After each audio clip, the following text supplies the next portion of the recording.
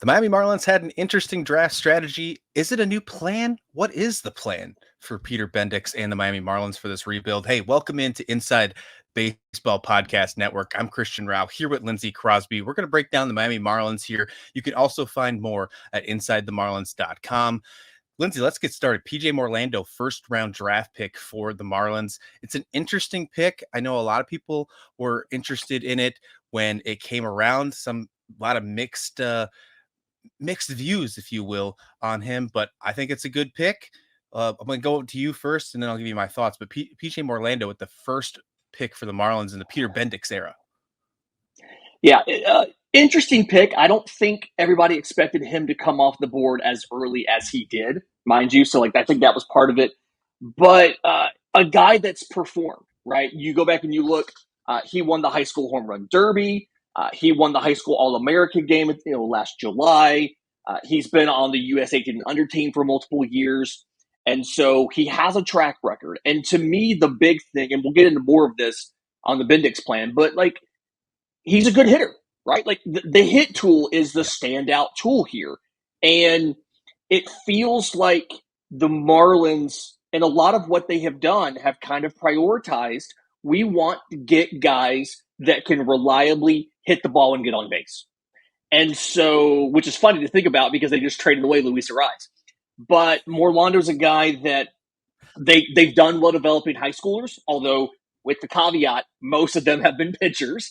They've struggled with hitters, developing hitters. There is that caveat there. But Morlando's just, he's not overwhelmingly toolsy. It feels like a safer profile, but I do think maybe the ceiling isn't as high as some of the other guys that you could have taken at 16. So it's maybe a lower risk but lower reward selection.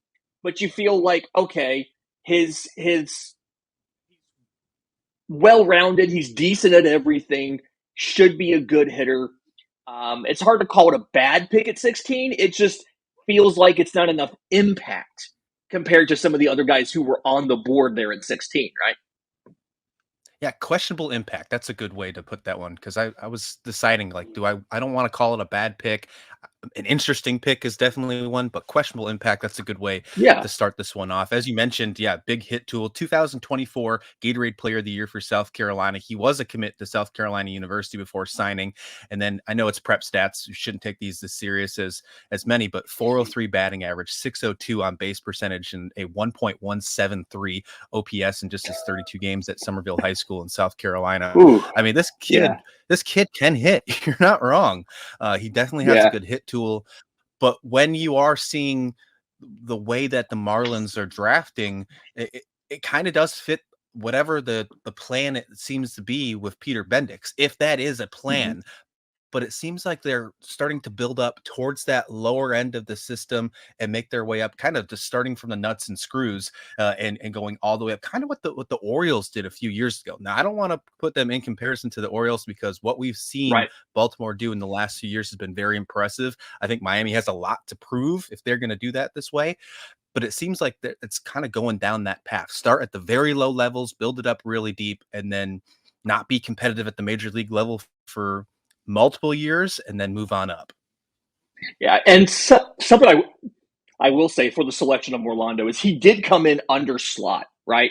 $1.3 million under slot, and that gave them the money they needed to sign Carter Johnson at 56 as an infielder. So they have a prep outfielder, prep infielder, and their first two picks are preps. They took 3 preps in the first half of the draft. And they only took 3 pitchers in the first 10 rounds. And so it really feels like Bendix is kind of saying, hey, we need hitters. We need guys that we can develop, and we need just better talent in the system completely, right? Specifically on the hitting side. So it's the Morlando pick, I think, in that perspective as well, when you also look at, hey, Carter Johnson was signed over slot. The money for both of those guys came out about the same as far as the total amount on the slot values, but they went under on Morlando and were able to go over on Johnson at 56 when he was seen as a potential first rounder. You can see the plan there. The question is going to be, can they develop him into major league hitters? That's going to be the big question here, because the organization before Bendix didn't have a great history of developing hitters. So we'll see if Bendix's changes that he's made, hiring Rachel Balkovec to run the farm system and things like that, if that can prove fruitful for them to be able to create some hitters. You look at where the Marlins prospect system sits right now. It's very pitcher heavy, as you mentioned. So adding in those hitters is very important. But you look at Noblemeyer, you look at Thomas White sitting at the top. Those were the two people you saw at the Futures games for the Marlins as well. Which, by the way, I should add, love the fact that they wore their minor leagues hats. I just want to throw that in there for the Futures games. I love that. That was the added little bonus for us. But definitely some kind of different strategy going on, as you mentioned, with this new draft here with Morlando and Johnson coming in. Do you think it's the right path for this team? And moving forward, where do you see this team starting to become competitive at a major league level? Well, it looks like some of the moves that they're making to get guys, and back to the Arise trade, right? Jacob Marcy, Nathan Marcharella, like guys that can contribute defensively somewhat, but they have really good hit tools and on base ability. And so it looks like the Bendix plan is get dudes who can get on base, right? And yes, you can take some big swings. Dylan Head was a big swing, right? He was the star of that piece. He's out for the rest of the year after surgery. He's also only 19 years old. But a lot of these guys really feel like the Bendix plan is get guys who can get on base, will have decent hit tools, and then I'm assuming see if we can get more power out of them. It's an interesting strategy. We've seen baseball on the whole kind of shift away from playing station to station and stringing together multiple hits and just going for home runs. So I can see the Bendix plan. I don't know if it's going to work out. And I do worry that some of what they're doing here with these guys, like Morlando, like a Marcy, the Martorell, and things like that, is they're going more for floor than ceiling. And you can argue that a bad major league team and a bad farm system needs to do that, but it kind of feels like even if you hit on all of these guys, the impact isn't going to be as great as if you hit on two high ceiling power hitters, maybe. So it's an interesting strategy. Hard to say that it's wrong because we haven't seen if it's going to work or not, but it's just an interesting strategy because it seems to be opposite of how baseball acts nowadays, where it's all about power production and home runs. So I find that interesting that that's the plan for Peter Bendix is let's lean on hit tools and let's count on stringing together multiple hits to generate offense. Good point. No, that's a really good point. All right, let's continue on to this Peter Bendix plan, if you will, but let's take a little bit of a turn and move into the major league team. Obviously, this Marlins squad has not had a good season. Made the postseason last year, made a whole bunch of changes with the front office, and then now they're sitting with the worst record in the National League as we enter the week play here on Monday. The trade deadline is obviously going to be a big deal for the Miami Marlins. We already saw they started, as you mentioned, with the Luis Rise trade. There's going to be multiple players moving from the Miami Marlins. Jazz Chisholm has been in conversation. We've talked about possibly some relievers. I'll be honest, the Marlins bullpen has been one of the most solid bullpens over the last couple weeks. It's been like the unsung hero, if you will, the most thankless job being a Marlins reliever right now. And then there's a couple other rentals, 1-year contracts, if you will, that are still around. Let's start with Jazz Chisholm Jr. because that seems to be one of the most hyped players in the trade deadline right now. Although I'm going to come straight up with you, Lindsay, I don't think the return for Jazz Chisholm is going to be as great as people are anticipating. But what's your thoughts on Jazz Chisholm Jr.? Do you think he's going to get moved before July 30th? At this point, we've heard enough chatter about Jazz Chisholm being moved where I'm inclined to say yes. I like it doesn't make sense to me necessarily to move Jazz Chisholm unless you're just convinced that he's not going to reach that potential that he's flashed but never consistently gotten in Miami. But again, we've heard so much, whether it's beat writers, whether it's from other teams, so much has been talked about the potential returns for Jazz Chisholm, where Jazz Chisholm might go. We heard a report just the other day that he's expected to not get as big of a return as everybody would think. It kind of tells me that other teams know he's available. And so I'm going to have to say, yes, you're going to trade Jazz Chisholm. Like, we're guys we knew were leaving. We knew Tanner Scott's out the door. He's a pending free agent. He's been one of the best closers in baseball, kind of quietly.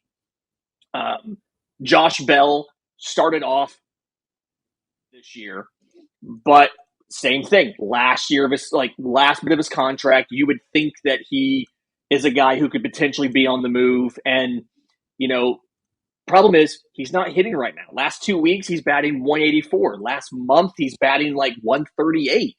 And so at best it may be a kind of we give him away for one mid-tier minor league guy at best. I think you take whatever offer you can get for him. But it feels like Scott's definitely going to move. I don't know if AJ Puck's going to move because he's got multiple years of control, and he's been really good as a reliever. He's been great now that he's been back into the bullpen. But it does feel like Jazz Chisholm's definitely on the way out, and that it feels like Bell was probably going to go, Scott's definitely going to go, and after that, I'd expect one other player, but unfortunately, I don't think it's going to be anybody from the rotation because we've seen just all of the issues that they've had with staying healthy, and as much as they wanted to move a starting pitcher at the deadline, like a Jesus Luzardo or somebody, they just haven't had the health in there necessary to do it. Yeah, lots of pitchers for the Marlins on the 60-day injured list. Jesus Luzardo, you mentioned Ryan Weathers, Sandy Alcantara, Perez. There is a lot of Marlins pitching that they have a full is not going rotation to be ready. on the IL. Exactly. And that brings up my final point here. While we're finishing up talking about the Marlins, you can find more of this on InsideTheMarlins.com. Who do the Marlins have to rebuild around? Let's say if Jazz Chisholm gets traded, it's been known to be the face of the franchise, if you will, for the last few years. Who do the Marlins have to build around? Is it pitching? Is it someone else? Or is there actually a guy? Is it going to be Noble Meyer? Is it going to be Thomas White? Is it going to be PJ Morlando? Does he seem to be like that guy that's a build upon? Or is it somebody at the higher levels in the pitching? Right now, I don't see a position player on the major league roster that you can say that's the guy we build around our franchise if Jazz Chisholm's not there. I think that's the issue. Yeah, and that's the reason that I'm hesitant about. Do you trade Jazz Chisholm? Is if you think there's any hope of him reaching the potential that he's flashed, then he's the guy you build around. But outside of that, you've got Sandy Alcantara, and eventually you'll get Yuri Perez back. And you could, I guess, kind of build around the pitching. Max Meyer obviously would be up. You do have promising pitchers that should be up next year. You've got Dax Fulton in Double-A, Patrick Monteverde's in Double-A, things like that. But it's not. There's no potential superstar here, and that's kind of the issue. And I don't really think you fixed that in the draft. I don't think that you can count on rebuilding behind a 17 or 18-year-old that's not going to be up for 3 seasons at the most optimistic, right? And that's kind of the issue I have is I don't see the top tier talent to build the next competitive team around. It kind of feels like they're just going for, let's find guys who are above average at every position, right? Let's find really good hitters who can play good enough defense that they'll grade out positively. And let's hope that the sum of the parts of that combined with good pitching can get us into the postseason. And I still don't necessarily know what the last team was that was a better than the sum of our parts chemistry group that won the World Series. Maybe the Royals? And it's not been repeated since then. So I don't really know how sustainable this is for building a championship contending team, but that's not the goal right now. The goal is to build a team that can win in the regular season, and they haven't even done that yet. So not a guy to build around, but at the same time, I don't think you have to have that guy yet. I just think you need competence at a lot of positions right now. Strap in, Marlins fans, because there's going to be a lot of patience needed for this franchise as we go on with the Peter Bendix plan here. Trade deadline, it's going to be crazy. So be excited for it because you're going to get some new people in your system, much needed. As Lindsay mentioned, it's not that great of a farm system. Let us know your thoughts about PJ Morlando, the Bendix plan, and trade deadline in the comment section below. And again, you can find more of this on InsideTheMarlins.com.